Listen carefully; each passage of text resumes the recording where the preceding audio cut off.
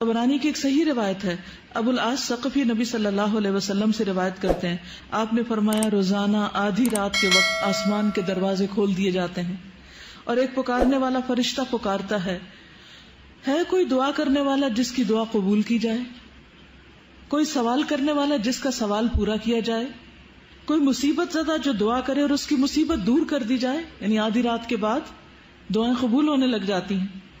اللہ عز و جل ہر دعا کرنے والے مسلمان کی دعا قبول فرماتا ہے سوائے زانیہ کے جو اپنی شرمگاہ کے ذریعے غیر مرد کو سیراب کرتی.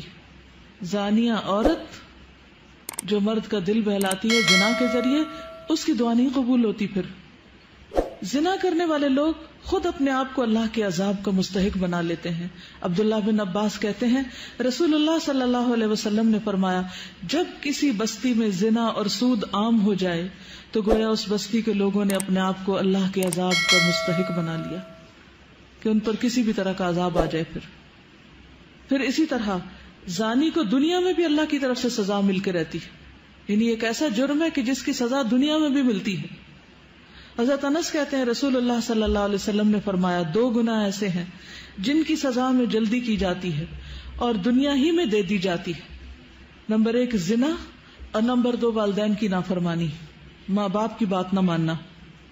اور آپ دیکھیے کہ جو شخص ایسی بیماریوں میں مبتلا ہو جاتا ہے، یعنی زنا جیسی بیماری میں مبتلا ہو جاتا ہے، تو پھر اس کو ایمان کیسے رخصت ہوتا ہے؟ اس گناہ کو چھپانے کے لیے جھوٹ پر جھوٹ بولتا چلا جاتا ہے. ایک نہیں کئی ایک جھوٹ بولتا ہے.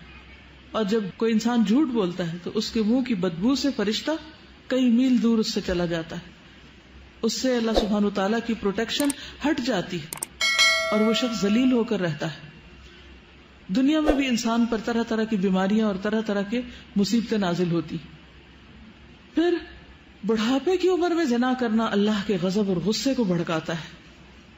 اللہ تعالیٰ قیامت کے دن 3 لوگوں سے بات نہیں کریں گے غصے کی وجہ سے، اور نہ جنت میں داخل ہونے کے لیے پاک کریں گے. ابو معاویہ حدیث کے راوی نے کہا اور نہ ہی اللہ سبحانہ وتعالیٰ ان کی طرف نظر کرم فرمائیں گے اور ان کے لیے دردناک عذاب ہے. نمبر 1 بوڑھا زانی، دوسرا جھوٹا حکمران اور تیسرے متکبر فقیر. پھر اسی طرح جس بستی میں زنا عام ہو جائے وہاں موتیں بہت ہونے لگتی، موت کی کثرت ہو جاتی، قتل کی کثرت ہو جاتی. پھر اسی طرح کسی بھی غیر حاضر شخص کی بیوی سے زنا کرنے والے شخص پر اللہ تعالیٰ قیامت کے روز ایک سانپ مسلط کر دیں گے. یعنی کسی عورت کا شوہر کہیں گیا ہوا ہے اور ظاہر ہے کہ ہسبینڈ کا یہ کام ہے کہ بیوی کو پروٹیکٹ کرے اور وہ اکیلی ہے، تو اس کو اکیلا پا کر کسی نے اس کے ساتھ اگر برائی کی تو ایسا شخص قیامت کے دن اس انجام سے دوچار ہوگا. عبداللہ بن عمرو کہتے ہیں رسول اللہ صلی اللہ علیہ وسلم نے فرمایا جو شخص کسی غیر حاضر آدمی کی بیوی کے بستر پر آ کر بیٹھتا ہے اس کا انجام اس شخص جیسا ہے جسے قیامت کے روز زہریلے سانپوں میں سے ایک سانپ ڈسے گا. پھر ہمسائے کی بیوی سے زنا کرنے کا عذاب یا اس کی سزا کسی بھی دوسری عورت کے ساتھ زنا کرنے سے 10 گنا زیادہ ہے، کیونکہ ہمسایوں کا حق ہمسائیگی بھی پامال کیا گیا. حضرت مقداد بن اسود کہتے ہیں رسول اللہ صلی اللہ علیہ وسلم نے اپنے صحابہ سے دریافت فرمایا زنا کے بارے میں تمہارا کیا خیال ہے؟ صحابہ نے عرض کی زنا کو اللہ اور اس کے رسول نے حرام قرار دیا ہے، لہذا وہ قیامت تک حرام ہے. پھر آپ صلی اللہ علیہ وسلم نے صحابہ کرام سے فرمایا ایک آدمی اگر 10 عورتوں سے زنا کرے تو یہ گناہ اس سے کم ہے کہ آدمی اپنے ہمسائے کی بیوی سے زنا کرے. ہمسائے کی بیوی سے زنا ایک تو حق ہمسائیگی پامال ہوتا ہے، اس کے علاوہ کیا وجہ ہے کہ اس کو کیوں زیادہ برا کہا گیا؟ اعتماد کا رشتہ ہوتا ہے اور ساتھ ساتھ گھر ہوتے ہیں نا، تو سارے راز معلوم ہوتے ہیں کس دن کون اکیلا ہے، کون گھر میں ہے نہیں ہے. پھر اسی طرح تانک جھانک کے مواقع بھی ہوتے ہیں اور کئی طرح کی خرابیاں اس میں آ جاتی. کسی بھی وقت پیس آف مائنڈ نہیں رہتا، انسان ایک خوف کا شکار رہتا ہے. کیا آپ کو پتا ہے کہ آخرت میں ایسے شخص کا انجام کیا ہے؟ کسی کو معلوم ہے؟ جو دنیا میں زنا کرتا ہے قیامت کے دن اس کا انجام کیا ہے؟ شابش.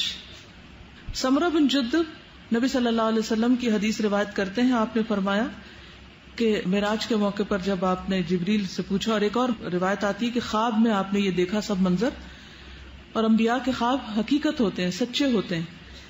تو انہوں نے جبریل اور میکائیل سے پوچھا کہ جو مناظر آپ نے مجھے دکھائے ہیں ان میں سب سے پہلے جس شخص پر آپ کا گزر ہوا اس کے جبڑے نتنے اور آنکھیں گدی تک لوہے کے آلے سے چیری جا رہی تھی، تو یہ کون تھا؟ تو بتایا گیا یہ وہ شخص تھا جو صبح کے وقت گھر سے نکلتا، جھوٹی خبریں گھڑتا جو آنن فانن ساری دنیا میں پھیل جاتی، اور اب میڈیا کے ذریعے ایک جھوٹ پوری دنیا میں کروڑوں بار ملٹی پلائی ہو جاتا ہے، اور ننگے مرد اور عورتیں جو آپ نے تنور میں جلتے دیکھے، کتنا ٹائٹ ہوتا ہے، وہ زانی مرد اور عورتیں تھیں، یعنی دنیا میں زنا کرنے والے مرد اور عورتیں اس تنور کے اندر آگ میں جل رہے تھے۔ اور تیسرا شخص جو خون کی ندی میں غوطے کھا رہا تھا، جس کے منہ میں بار بار پتھر ڈالے جا رہے تھے، یہ وہ شخص تھا جو دنیا میں سود کھاتا تھا۔ تو آپ دیکھیے کہ یہ ایک ایسی بیماری ہے، ایک ایسی خرابی ہے کہ جس کو افسوس کے ساتھ کہنا پڑتا ہے کہ اس مسلمان معاشرے میں اب آزادی کے نام پر خرابی بھی نہیں سمجھا جاتا۔ یعنی ایک وقت تھا کہ جب اسے ایک بہت ہی بڑی برائی سمجھا جاتا تھا، اور کوئی شخص اگر ایسی برائی کے قریب سے پھٹکتا تو اس کو ایک ذلت کی نگاہ سے دیکھا جاتا تھا، اسے ذلت اور رسوائی کا سامنا کرنا پڑتا ہے۔ لیکن اب آپ دیکھتے ہیں کہ عموماً لوگ اس کو برا نہیں سمجھتے یا معمولی سمجھتے، کہتے اچھا کر لیا غلط کام، پھر توبہ کر لیں گے، معافی مانگ لیں گے۔